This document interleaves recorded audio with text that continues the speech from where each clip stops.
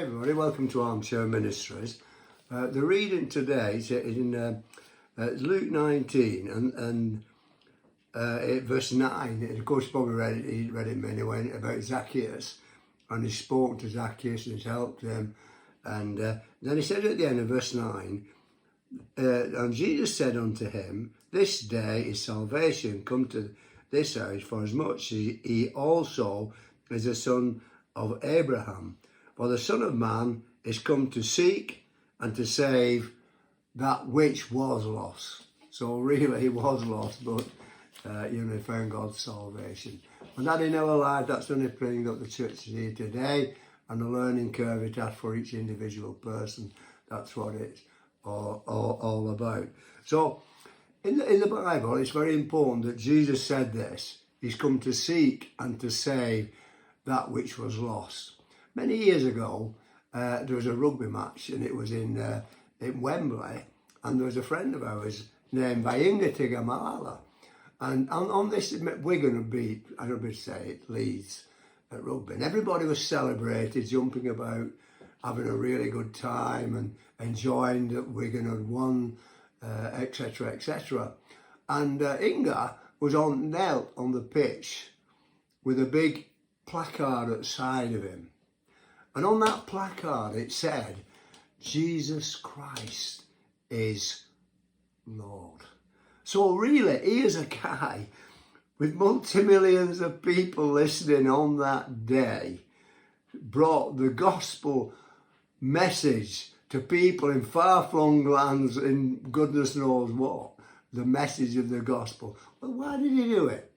Because Jesus Christ is Lord, and Inga believed that Jesus Christ is Lord. And what it says here, he was carrying on what Jesus had said, for the Son of Man is coming to seek and to save that which was lost. He was seeking to save people who were lost, that Jesus Christ is Lord. So it was a tremendous testimony for the Lord Jesus Christ. And in our lives, that's the only purpose of our lives today, really. It's the main purpose of our lives. We're to grow in God, and we're to express ourselves, look after each other and bless people and do each other good. And so here he was bringing the gospel to millions of people, and he was not afraid. We used to sing that chorus, I'm not afraid of the gospel, Lord. I'm not ashamed of the gospel, Lord.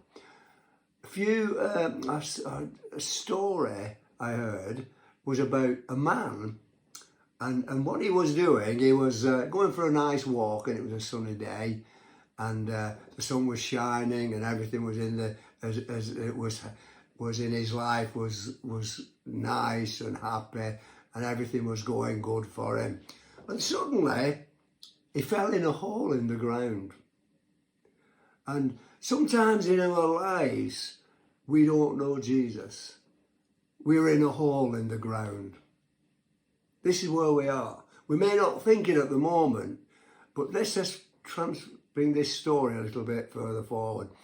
If you remember a fellow named John Fitzgerald Kennedy in 1963, he had everything going for him. He was going to land a man on the moon. He was idolised by lots of people. But assassin's bullet cut his life short in a moment, in a very momentous second. And all his plans, what he had, came to naught. And sometimes our life, if we are not believing that Jesus Christ is Lord, can come to an unhappy end. That's what I'm trying to say. So this man, he was going for this walk, and he fell into this pit. And as he was sitting in the pit here, he was reflecting. When people are in difficulties, they reflect, don't they? They have a think about, what life's all about. He couldn't get out. He tried various ways. And don't we try? We're not talking about necessarily an ordinary pit. We're talking about a spiritual pit. One where we cannot help ourselves. We cannot get out ourselves. And this man, he cried out, didn't he? It probably was difficulties, but he cried out unto God himself. Well, no, he did not cry to God himself, sorry. He cried out for help. And nobody heard him. And he says another, he shouted out. And when you've done these two things, you don't like sometimes to over ask help from a God himself. It's something we don't like to mention, do we? In matter of fact, we'll leave him last if we don't leave him out. And I think they had so much doubt at this time that he would get out himself. And sometimes our lives are like that. We're such a mess, we're such darkness that we cannot find our way out. And the Lord wants to get us out, but he will not get us out until we cry out to him. So he's in a despairing place, in a difficult place, and he's despairing, his head is in his hands, and he's given up all hope. And he was there, he didn't know how long it was and how long he was going to be in that hole.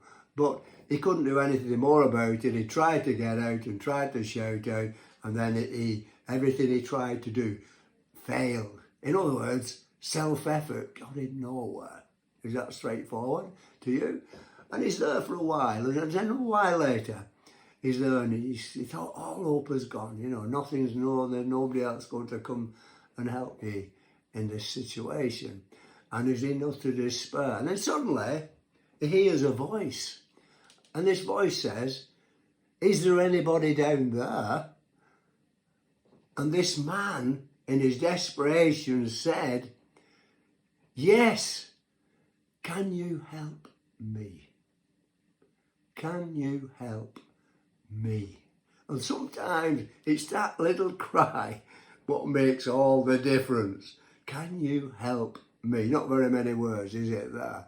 And the man said, yes, I will. I said, I certainly will. He said, if what you do, he said, if you put your hand up in the air, I will reach down and get hold of your hand and pull you out. So the man did this. He put his hand up in the air, and the man put his hand into his hand, and he pulled him out of the pit. So he brought him up to the top, and he said, I live nearby. You listen to this, guys, you Christians out there.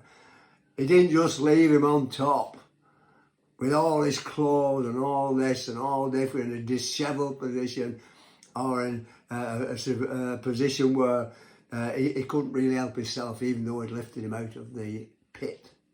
So he said, I live nearby, he said, I want you to come to my house, he said, and have a drink and warm you up. So he did, and the man came, and he said to him, after he'd had the drink, after he'd warmed himself up, after he'd done this, the man who'd been pulled out of the pit said, hold on a minute, I can't understand this, he said. He said, I'd stopped crying out because my voice had gone hoarse, and I didn't think anybody would be listening. And he said, I'd given up.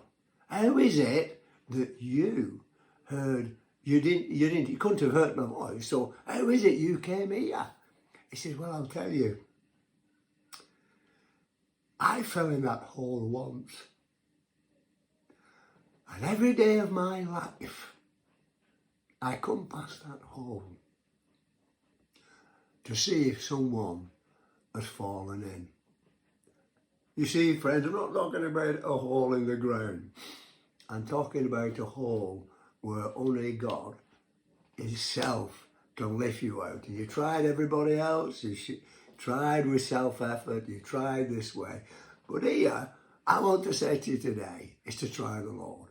Because Inga believed that Jesus Christ was Lord. And of course, Inga's died now, but he's very much loved by many, many people because he had this testimony for the Lord Jesus Christ. So anyway, he said to him, oh, what is it then? He said, how did you know? Of course, I just said, he said, every day I come past and I'll see if anybody else has found out. He said, well, how did you get out? He said, because I couldn't get out. He said, I had no strength left. He said, well, do you know, he said, years ago, I used to go to Sunday school, and an old lady was telling me that God could become the strength of our lives. So what I did, instead of trying to do all this, I tried those things. I decided to try God himself. And I said, Lord, listen, I can't do any more. I've nothing left. I've no strength. I've no help. I just want you to help me. And God, just as that man cried out, will somebody help me? He said he will respond to your cry. So this man found out about the Lord Jesus Christ and what God and what he could do for him. It's only a simple story. But I'll tell you something, simplicity is, we say profoundly simple, but simply profound. Because God is in this situation, in this story, in this short story. Oh, God is there to help you and to bless you and to minister to you and to do you good and be a blessing unto you. So listen to that today, and God bless you. Make his face to shine upon you and give you mighty peace. Thank you for listening today.